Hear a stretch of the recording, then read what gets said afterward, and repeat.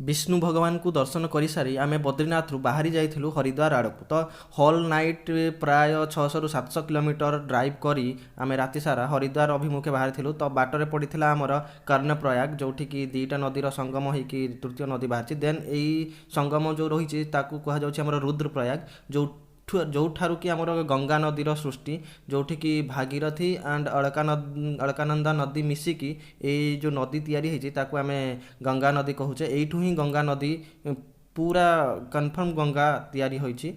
तो तापर आम सका 6टा सुधा आम पहुँची जाइलु हरिद्वार रे। तो हरकी पेड़ी रे आम पुणी थे गाधेलु डुबकी लगेकी आम पुणी थे बाहरी जाइलु आमर एठी हरिद्वार पाखे थी आमर मनसा देवी मंदिर आउ गोटे अच्छी चंडीमाता देवी मंदिर।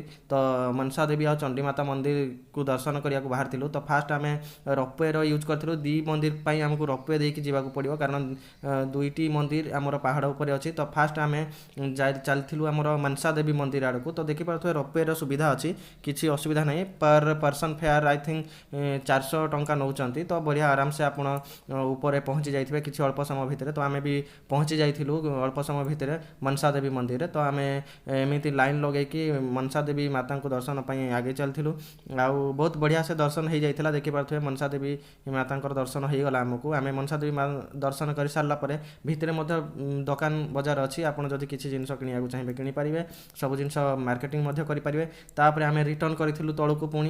तो आम रिटर्न कला बेले देखिपे कौ भाया सब दृश्य रही। प्लीज भाई बोलो ना ये स्पेशल के नाम पे धोखा कर दिया रे यार। लास्ट में मनसा देवी मंदिर से दर्शन वेटिंग नहीं करना है मगर यहाँ आगे चुतिया पे काट दे रहे। बताओ क्या क्या है इनको। अरे छोड़ दीजिए ना उसके बारे में क्या है। पहले तो दर्शन कैसे हुआ माता जी के बोलना। माता जी का दर्शन तो बढ़िया रहा। और 4 धाम यात्रा के बाद हम आज फिर से हरकुबड़ी में आके डुबकी लगाए। बड़ा आनंदित महसूस हुआ। अब आगे हम फिर से चंडी माता की ओर जाएंगे और वहाँ पे भी ऐसे रोपियों का इस्तेमाल करेंगे। और वहाँ माता का दर्शन करने के बाद वहाँ पे अंजनी माता का दर्शन करना है, हनुमान जी की माता का। तो ये बहुत लीला है इनकी माता की, अंजनी माता की। और आप लीला वहीं पे जाके आपको बताएंगे ये लीला क्या है। नीचे आप देख पा रहे होंगे ये गंगा है, माँ गंगा है। एबे आमे पुणी से रोपवे साहाଯ୍य आम चंडीमाता मंदिर आड़ को जाइलु देखिपे। तो चंडीमाता मंदिर पर रोपवे बहुत लंबा थिला सेठी आम बहुत कम समय पहुँची जाइलु। किंतु एठी आमको प्रायतः हाफ एन आवर कि 20 मिनिट प्लस लगी आमको। तो आम पहुँची जाइलु एठी। तो तापर आम चंडीमाता मंदिर को दर्शन करने गलु। तो एठी किंतु रोपवे पहुँचला प्रायतः 1.5 ରୁ 2 किलोमीटर आपको वाक्रे जावाक पड़ो, चलिकी जावाक पड़ो। बट आम मैंने पूरा एत थकी जाइए चलवा बहुत कष्ट होता। तथापि माता दर्शन अभिलाष आम आगक चलू आ देखिपे मंदिर परिसर भीतर केमती रही। तो बहुत सुविधा अच्छी किसी ना। ये आमर अंजनी माता मंदिर थिला, हनुमान मंदिर थिला। फास्ट दर्शन कर सारू। तापर दर्शन कर सारिकी आम चंडीमाता मंदिर दर्शन कलु। दर्शन कर सारापर आम हरिद्वार 200 किलोमीटर दूर रे थिबा भाई सेठी रुहे जोटा कि आमर हूँ रुद्रपुर रही। रुद्रपुर आम पहुँची जाइलु। तो सेठी कारण यही कार ही आमको सफल करथिला चारिधाम यात्रा करने। आम सफलतार सहित चारिधाम यात्रा को कंप्लीट करूँ। तो ये भाई रहे, भाईर रूम रही। तो आम कारण आमको आज ही रिटर्न करार भुवनेश्वर 7:30 बेले आम ट्रेन।